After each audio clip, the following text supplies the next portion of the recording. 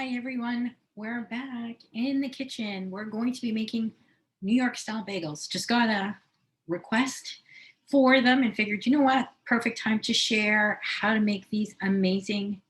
I mean, they actually really are great bagels. I told my mom I was making them. She's like, they're so good. She goes, I thought I was going to freeze some last time you gave them to me, but we ended up eating them all. It makes about 10 and there's just two of them. So it's actually pretty funny, but let's go through what you're going to need.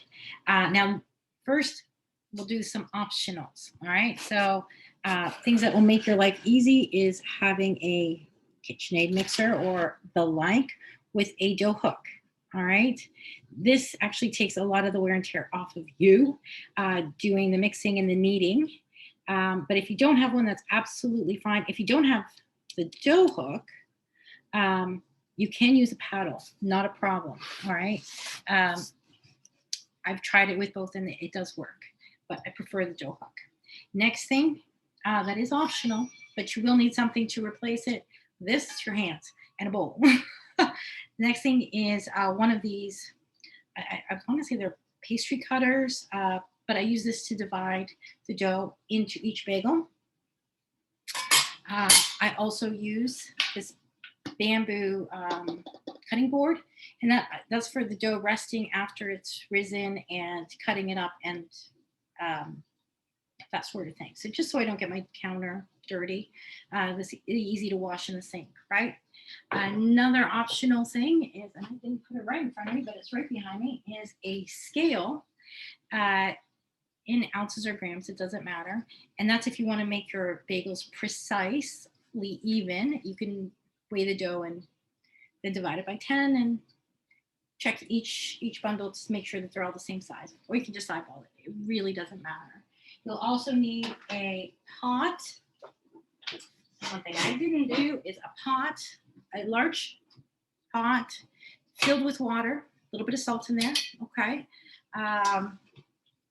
which we are going to boil because bagels, New York and Montreal style bagels, are both boiled before they're baked, just so you know. All right. And then you will also need a cookie tray with some parchment paper on it. And as you can see, I've got that all set up. As far as ingredients go, in a measuring cup is what you're going to need, and some spoons to measure out your salt and yeast. But you will need salt and yeast, some sugar, flour, and then whatever topping you're going to use, and some water. Warm water, roughly about, I think, 120 degrees, and just so it's warm to the touch. Okay, so you don't want it scalding, you don't want it cold, a little bit more than tepid. Okay, so warm water, and that is for the yeast to become active. All right, and I'm using instant yeast. I'm gonna be honest, I've used both yeasts.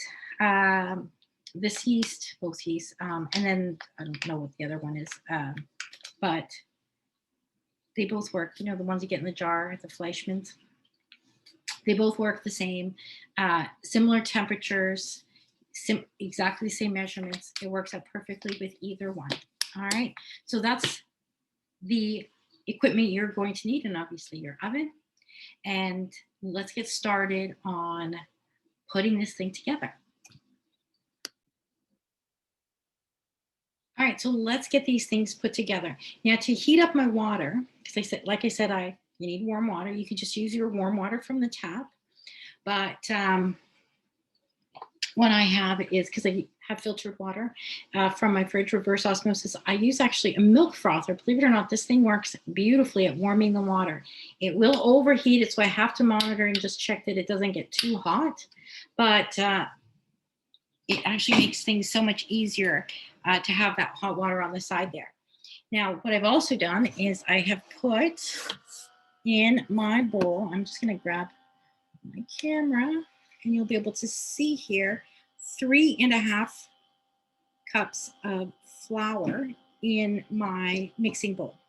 And to that, what I'm going to add is, as you know, I am not only the cook, but also camera person. You need 1.5 teaspoons of salt. And just get my other 1.5.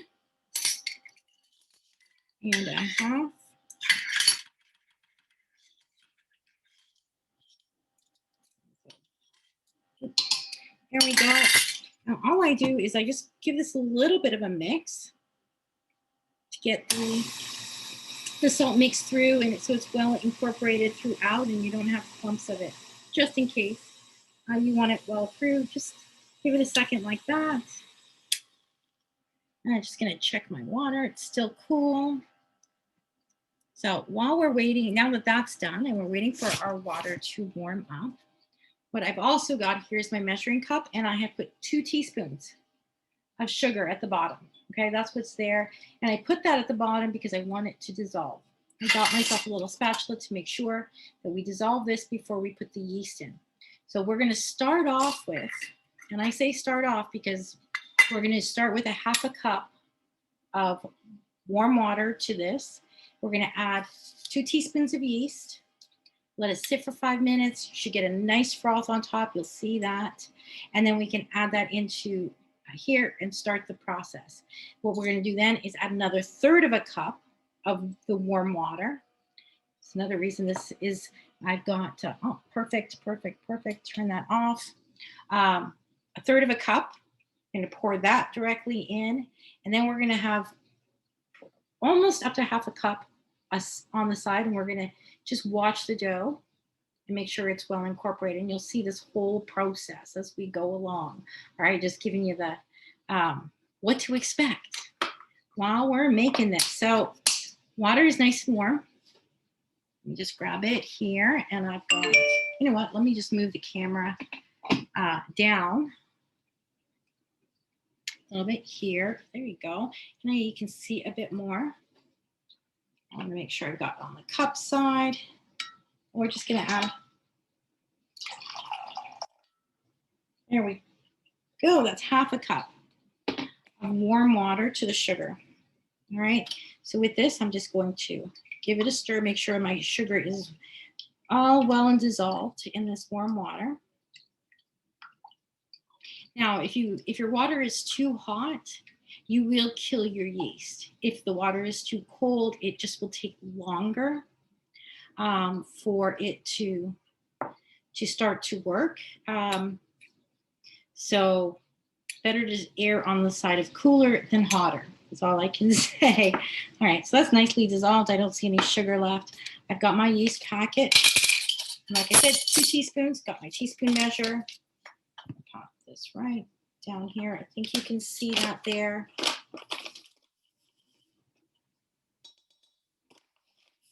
You know, some people say not to mix this in. I always give it a little bit of a stir, just otherwise it gets like a crusty on top, and you can see that all the yeast isn't incorporated. So I just give this a bit of a stir, nothing major. Just make sure all the yeast gets wet. And then it's all down in the water, and we give it 5 minutes. Just leave that in there, 5 minutes to do its job, and we'll see that nice little foam on top because I use this all the time. I know it's fresh and good and ready to go, but at least you'll be able to see, if you've never done this before, what it should look like. I'm contemplating making pizza tonight for dinner, so we might be making that dough as well. And it's such a simple dough. I use this dough. This is such a basic, amazing, easy dough, and you can do so many things with it. I use it as my base recipe for so many things. So I definitely, if I'm making that for dinner, I definitely want to share that with you guys, because it's a great one to have in your back pocket. And we can actually work from there and, make pizza with it, make a loaf of bread with it, make cheese bread with it. I use that as a base recipe for my sourdough. I also use it as a base recipe for my my rye breads. So as you can see, it's quite versatile. I'm sure if you want to do whole wheats or anything like that, you can do this basic recipe. It took me a while and many trial and error till I got to this one. So I'm very proud of it because I just took, I think, measurements and feel of things from different. I've watched so many different people do it, and came up with what I have been working on with for the last year. Anyways, let's give this 5 minutes. We'll be right back, and I don't have to ramble for 5 minutes. And then we'll be right back with when this is all ready. All right. Okay, guess what? Yeast has bloomed. I don't know if you can see that there, that little line. It's completely like frothy on top. Hopefully you can see that well. That means it's ready to go. Yeast is active. All right, so we turn on our mixer. I put it on stir to start off with, so you don't have everything flying around. Nobody needs that, right? And so I kept the spatula in because guess what? I can use it to push all this yeast and stuff in. But as you can see, I'm just going to adjust the camera a little bit so you can see better that I am pouring this directly into the flour and salt. I find it amazing that so few ingredients makes such an amazing thing. It's just the base for everything. So now I'm just measuring that 1/3. Remember I said we're going to need. At this point, I actually give it a stir just to get all the yeast that's caught up on the sides in. And then I'm going to give this a little bit of an adjustment so you can see here and pour that in. Okay, now this can go into the sink because I don't need it anymore. I'm going to put it aside. Now, if you don't have your warm water in a separate container like I did, where we heated it in here, you might need your measuring cup for a little longer. But I want you to see the dough, and you can see it's actually still quite dry. So I'm going to just drizzle a little bit of water at a time to see how it incorporates, because you want it to come into a firm bundle. I can actually turn this up a little bit more, and hopefully you can continue to hear me. Oh, there we go. Lock it so it doesn't pop up. Let's add a little bit more water. And again, I'm not going to give you an exact measurement of this added water because it will depend on your area, right? So depending on your altitude, how humid it is in your area, time of year, all that kind of stuff actually can affect how much extra water, but you're just going to keep looking, right? I'm hoping you can see the bottom still looks like I've got a lot of flour and it's dry, even though it's starting to clump up. So you put a little bit more water in and wait and see if that picks it all up. Let it stir it around for a little bit longer. Not quite enough. Looks like it needs just a little bit more. Yeah, it looks like that's perfect. It's starting to, you can really see that it's picking it up at the bottom. The bottom will end up being clean. Okay, I'm going to put this up one more notch. So if we're looking at the side of my mixer, it's number 4. And you see how that is a beautiful ball that is getting kneaded. I'm going to actually turn this off for 1 second just so you can hear me. Now, because I'm using the mixer and it is, higher power than my hands if I was kneading it on my counter here. So in here, you're going to knead it for roughly about 6 minutes. If you were doing it by hand, it will take 10 minutes, okay, of kneading. So just set a timer either way and let it do its job. I find sometimes you can see, oh, you can't see, I have to lift you up again here, that there is, I think right there, that there's some on the top dough popping up. If it doesn't go down, I just watch it and use my fingers on the side. Just be really, really careful. But right on the very edges of your bowl here, this plate doesn't hit. So you can just, if you put your fingers there like that, it should push it down and you'll see it flop in on itself to make sure that you're getting a nice even knead throughout the whole dough. 6 minutes in here, 10 minutes if you're doing it by hand. Okay, we'll be back when the dough is done and we'll take a look at what texture it should be. If this feels a little gummy after we can check halfway through. It should be a nice firm. You dough, it will be moist but not sticky. All right. If it's sticky, throw in just, a tiny bit of extra flour on the sides if you overdid the water here. There's always time for correction while we're doing the kneading. Obviously, if you're doing by hand, you can actually feel it. You would actually flour your surface and knead that in. But in here, it's doing all the work for us. If it's, I would actually just touch it, make sure, like right now it feels sticky, but as it works, it's going to become smoother and firmer, but still moist. Okay, you don't want it to feel dry. Hopefully, you'll see what it looks like when I come in. If I need to add flour, I'll let you know, but I think it's actually just perfect. Here we go. See you in 6 minutes. 6 minutes are done, and wait till you see this dough. I did not have to add any more flour. And it gets the consistency of like Play-Doh. And you can see it's not sticking to my hands. And they're a little bit wet from just watching them before I came back.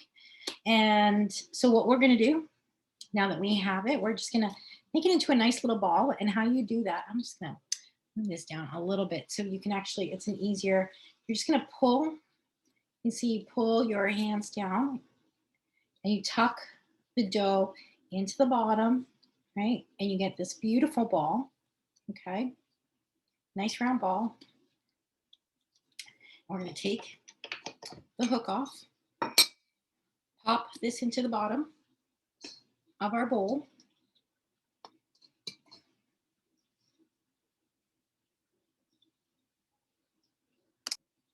Sorry guys, I had to pause it because after the kneading for so long, it gets so jammed in there. It takes me a bit of banging to get the bowl off. But as you can see right there, that beautiful little bowl, and I want you to see the size of it because we're going to proof it now. And one of the things I didn't mention that you need is a clean cloth. We're gonna just drape that right over the bowl, just like that. Put this in a warm spot to rise for roughly about an hour. You want it to double in size. If you have a proofer, setting it in your oven, that's perfect. Just set the timer for an hour on proof, and you're good to go. And I know most people don't have that. I am fortunate I do. But the other option is, especially if you don't have a nice like draft-free, warmish spot in your kitchen, pop it into the turned off oven. So do not turn it on, but turn the light on. The light alone will actually create enough heat in there. It's just a nice, just a little bit warmer than room temperature for this to proof. So all you need to do is set it for an hour and check it. And you want to see it doubled. We'll see it in an hour when I take it out of the proofer, and so you can gauge what it should look like at the end of this. All right, so off it goes to proof. This is a great time. This is the time I actually use to clean up everything I've already done and prep, fill up my pot with water, set it on the stove. I don't turn anything on until a little later, and I'll tell you the timing of all of that as we go. Just because you don't want to get everything like rolling boil for like 30 minutes beforehand, an oven that's been sitting at the preheated temperature for, maybe half an hour. Just time things. If you know your oven, you know how long things take to boil, you can kind of gauge it. But let's get this thing done first. All right, back in an hour.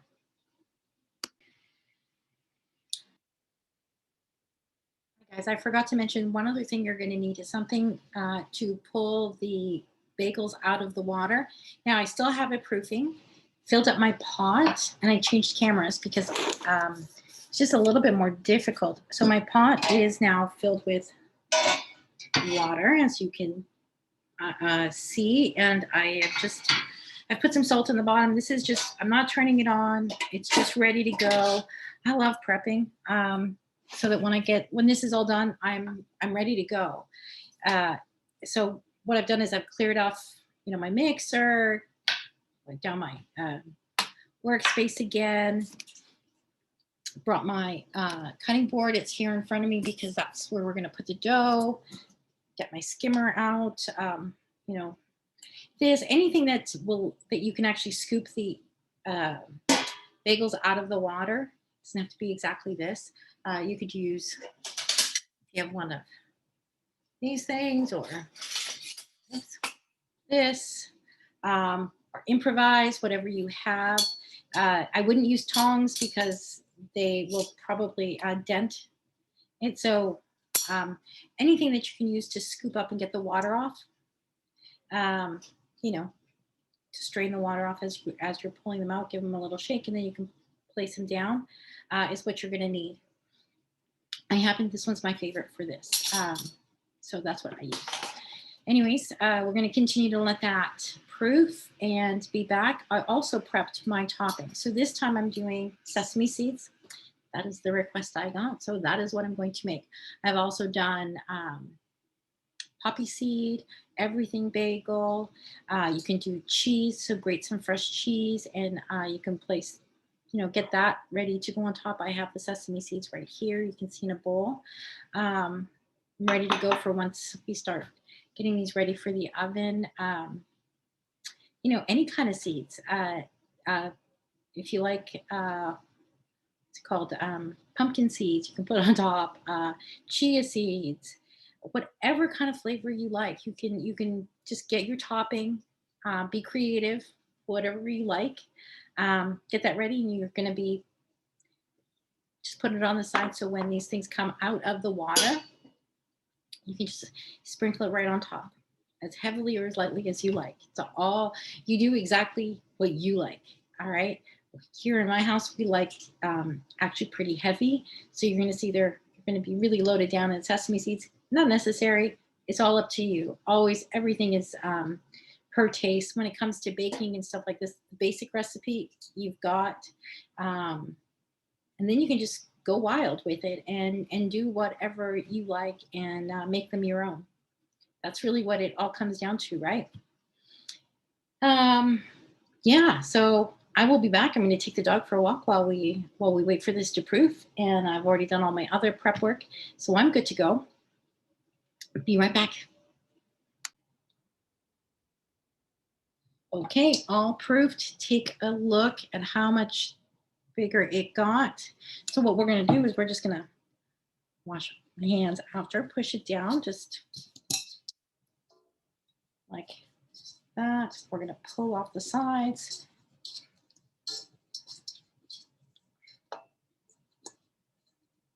Like I said, it's not a very sticky dough, but we'll put it here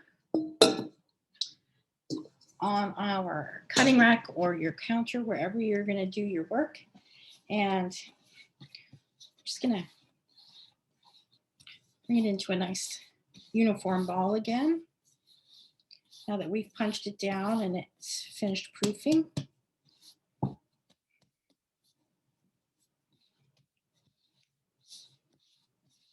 There we go. All right. So now that we've done that, we leave it again. We're just going to cover it up here, let it rest for 10 minutes. Okay. Back in 10.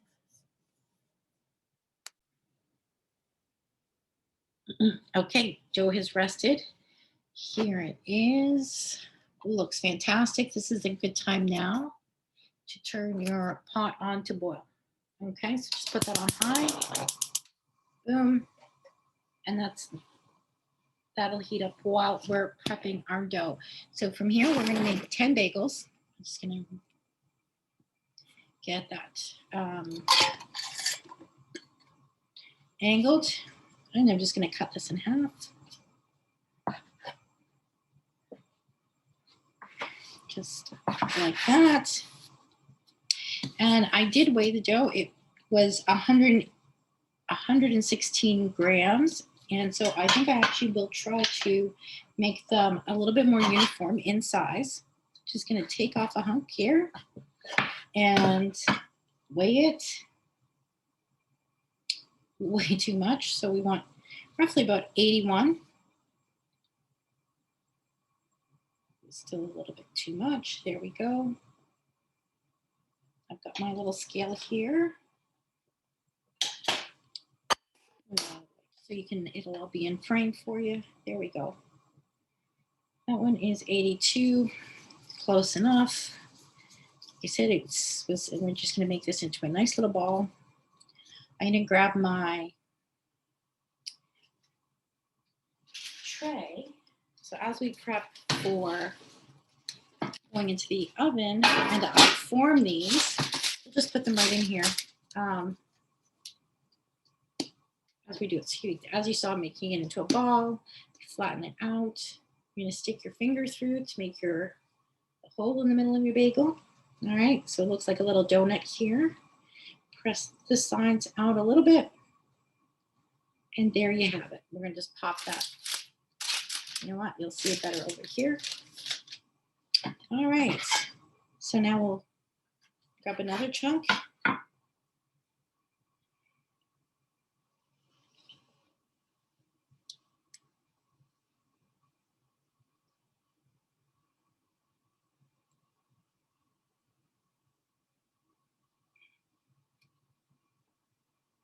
And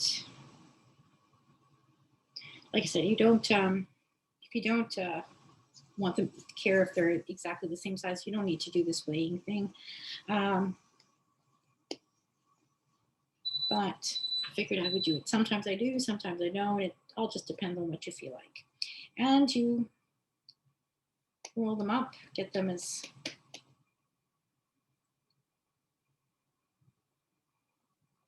flat, a little round and flat. Stick your finger through.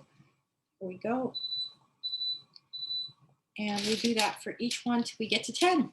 Right, so once they're all done, I will be back. The water should be boiled. I'm going to preheat the oven to 425 now too, just because this should be roughly the time it takes to get that preheated to that temperature. So we'll be right back when these are all. They're all set. All 10 of them are formed with the little holes. And what we do before we boil them, we're going to let them rest for another 10 minutes. All right, so you just cover them up so they don't dry up. Now they're done. And 10 minutes, I've got the water going, got my oven preheating. So once these are done, the 10 minutes, this should be ready to go, as will the oven once they're all boiled up. Back in 10. All right, 10 minutes has passed. We've got water at a nice, you can probably see the steam, the nice rolling boil in there. I've got bagels here, all ready to go. So let me see if I can reposition this so that we can get a better look. There we go. Hopefully you'll be able to see inside the pot, but what we do is we just grab these. I'm just gonna, so that the hole is just a little bit, bigger there, we plop them in.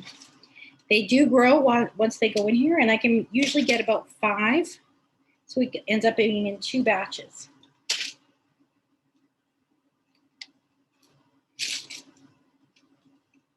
There we go, that's our 5, and we're gonna let them boil on one side for about a minute and a half, and then flip them. We've got, I'm just gonna move these guys over. Oh, actually, you know what? We'll do it the other way because then you can actually see what I'm doing over here as we put these out and put the topping on. Now, for the topping, you can do it one of 2 ways. And like I said, you can do any kind of topping you want. I've chosen sesame seeds today. It was the request I got. I have them here in a bowl, and what I'm going to do is I'm just going to sprinkle them on top and pat it in while they're still super wet as soon as they come out of the water.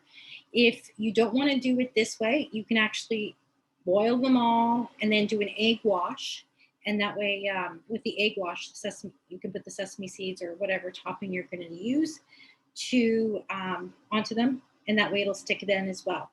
But if you do it when they're fresh out of the water, it will they'll stick nicely that way. Saves a step, and I'm all about saving a step if we can.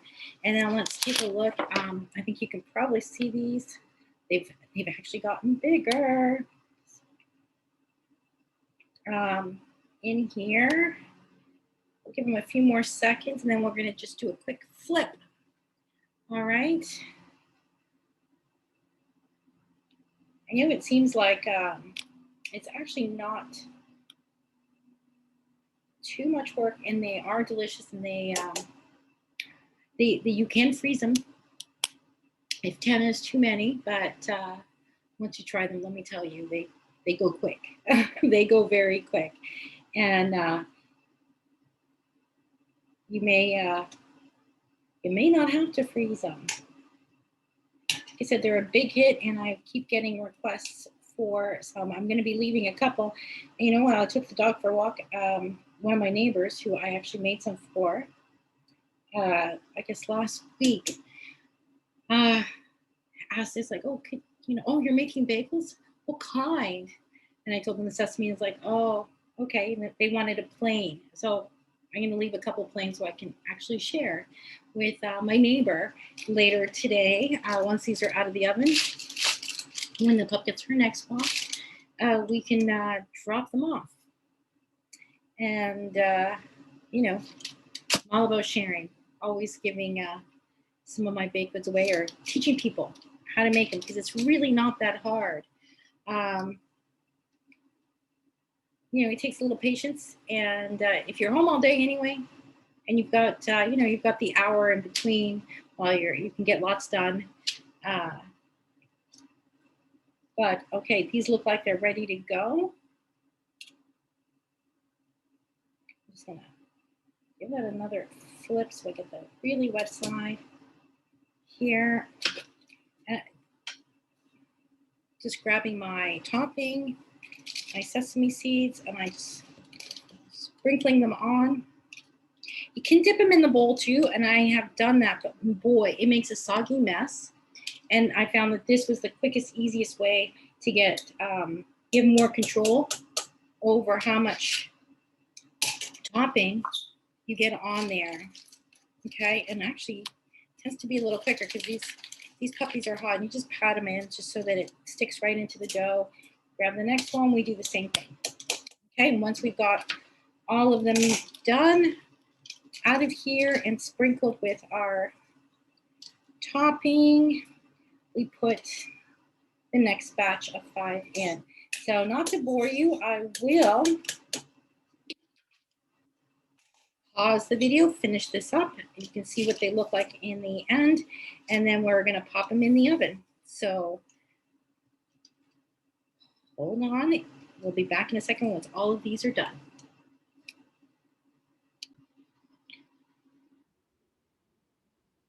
They're all set to go. You can see all 10 of them here. We've got 8 with the sesame seeds, 2 plain for the request I got while I was on my walk. And you know what? You can actually do like multiple flavors since you're sprinkling. Just have your different toppings. If you have a family that likes different things, you could have done, a few everything, a few poppy seed, a few sesame seed, a few plain, a few cheese, whatever you like. But they're ready to pop in the oven. Oven is preheated and it is hot now, 425. And you're going to put it in there for about 20 to 25 minutes, depending on your oven. I'd set your timer for 20 minutes. Take a look at them. You want to see that they're nice and golden brown. And if they need another couple minutes, I think the last time I did them, they took 22. Like, hey, you know what? I always set it for 20 and then take a look. It's always easier to add a couple minutes than to try to go backwards, right? So let's take a look at them when they're all done. I'm just going to pop these in the oven right now. Hey guys, they're out of the oven and look fantastic. I got to put my oven mitts back on. I don't know why I even took them off once I put them here on the counter. So you can take a quick, actually, you know what? I'll just move them over. You can take a quick peek at them here. Gorgeous and golden brown. I think they're probably even too hot to touch, and oh, they smell good too. And I'm actually can't wait to dive into one, but give them at least 10 minutes or so to cool before you do, because otherwise you're gonna burn your mouth. Delish though. I hope you give them a try. Let me know in the comments what you think, and if you try them and how they turn out. Would love to know. Anyways, until next time, have a wonderful day, and we will see you soon. And hopefully I will get better at making sure that I've got good coverage on my camera, and trying to figure that all out still. but we're in the beginning stages, only my third video. Um, we got lots more yummy things to try together. Talk to you soon. Love you all. Bye.